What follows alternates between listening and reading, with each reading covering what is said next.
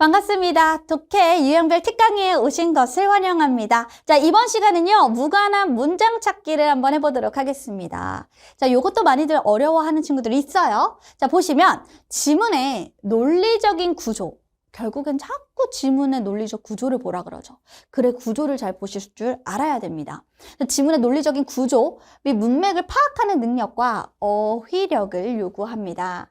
지문을 구성하는 문장이 서로 요게 중요합니다. 유기적. 유기적으로 연결이 되었는지, 그리고 통일감이 있는지. 여러분들은 무슨 생각을 해요?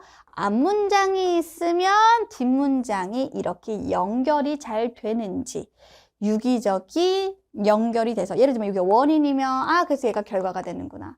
여기가 예시 1이면 그 예시 1에 대한 부연 설명이 되는구나. 이런 식으로 연결이 잘 되고 있는지, 그리고 전반적으로 봤을 때 글의 주제도 알아놓는 게 중요한 이유가 통일감이 있는지를 확인할 수가 있다는 거죠. 그래서 결론적으로는 얘들아, 쌤이랑 같이 이렇게 문제 유형들을 하나하나 살펴보시면 느껴지는 게 뭐냐면, 글의 주제를 반드시 아는 게 중요하겠구나. 어법 문제가 아닌 이상에는 글의 주제와 그리고 글이 어떻게 흘러가는지의 전개 구조를 살펴보시면 대다수의 문제를 푸는 게 훨씬 더 수월해질 거라는 겁니다. 자, 그럼 얘들아, 우리가 같이 한번 유형 공략법을 살펴보도록 하겠습니다. 자, 보시면 지문의 전개 방식, 주제 파악한다. 쌤이 얘기한 거 그대로 얘기를 하죠. 이게 제일 중요하거든요. 전개 방식은 어떻게 됐을까?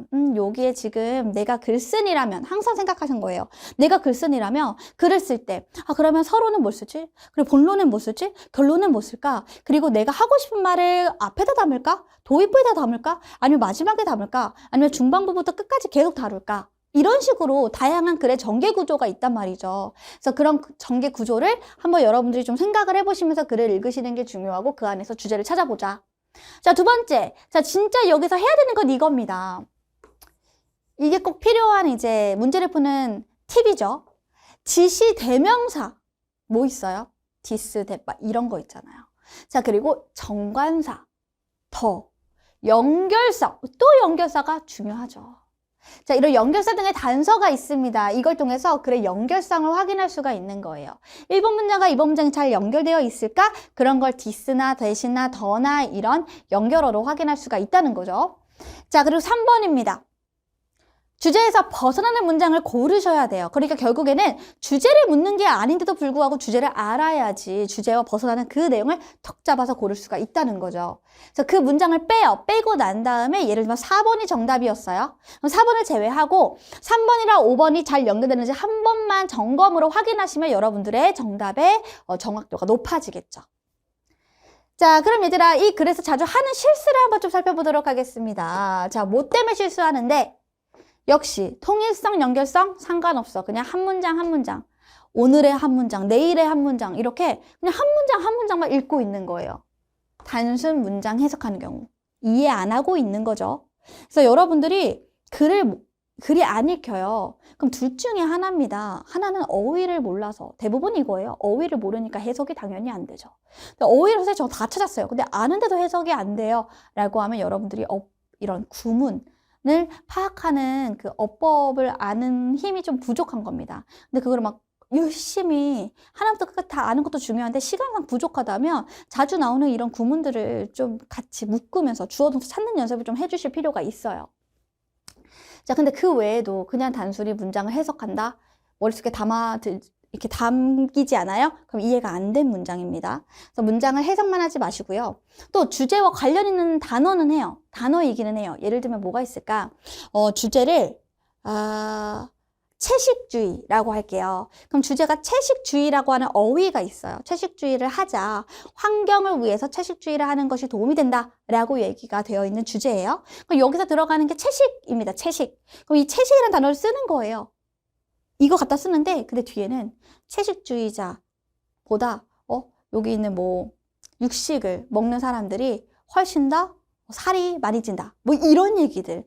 그냥 똑같이 그 주제에 관련된 단어를 썼지만 그 단어에만 주목하면 안 됩니다. 알았죠? 그리고 쌤이 얘기한 이런 단서들을 애초에 생각을 못하고 그냥 넘어가는 친구들. 지시대명사, this, 이것, 이 물건 하면 이 물건이 뭐? 우리는 이 물건이면 그럼 앞에 그 물건이 언급됐을 텐데. 근데 그 언급된 게 뭐지? 하고 찾아가는 연습을 해야 되는데 그냥 이 물건, 그거 이런 식으로 해석하시면 안 됩니다. 단순 해석 안 돼요. 그래서 이렇게 힌트에 집중하셔야 되고요. 그리고 여기 보시면 앞에서 언급된 내용과 다른 측면에 접근한 문장이 있을 수 있어요. 아니 어떻게 다 계속 똑같은 얘기만 합니까? 글을 구성할 때 그 주제에 대해서 부연을 얘기하기도 하고 또 전환을 얘기도 하고 전환에 대한 예시를 얘기하기도 할 수도 있는 건데 앞에 있는 거랑 완전 비슷하지 않다고 무조건 틀렸다라고 보시면 안 되죠. 그럼 그건 뭐예요? 결국 글의 구조를 놓치고 있는 거다라고 보시면 되겠습니다. 자, 밑에 보시면 5번입니다. 너무 포괄적이거나 구체적인 진술임에도 글에 소재나 주제를 포함하는 문장이라고 넘어가는 경우. 그러니까 얘들아, 글에 소재랑 주제가 들어가 있어요. 채식주의 들어간 거예요. 그리고 뭐 중요해, 뭐 환경 들어갔어요. 근데 채식주의랑 환경이 들어간다고 무조건 다 맞는 말은 아니거든요. 그 앞뒤에 있는 어떤 서술어라던가 어떤 형용사, 부사구 이런 것들을 살펴보셔야 되는데 그런 것들 아예 맞겠지 하고 넘어가거나 아니면 너무 포괄적이고 혹은 너무 지엽적인 그런 진술을 놓치시면 안 된다는 겁니다. 생각보다 봐야 될 것들이 굉장히 많기 때문에 그래도 여러분들이 한 번씩 정리를 하고 들어가는 것과 아닌 건 차이가 있다고요. 자, 그럼 얘들아 우리 그 다음으로 한번 넘어가 보도록 하겠습니다. 그럼 한번 보여드릴게요. 연결사 및 중요 표현. 자, 인칭대명사 여러분 막 그것이라고 얘기하면 앞에 적어도 앞문장에서 그것이 가리키는 바가 뭔지 찾아보셔야 돼요. 그렇게 하고 계십니까?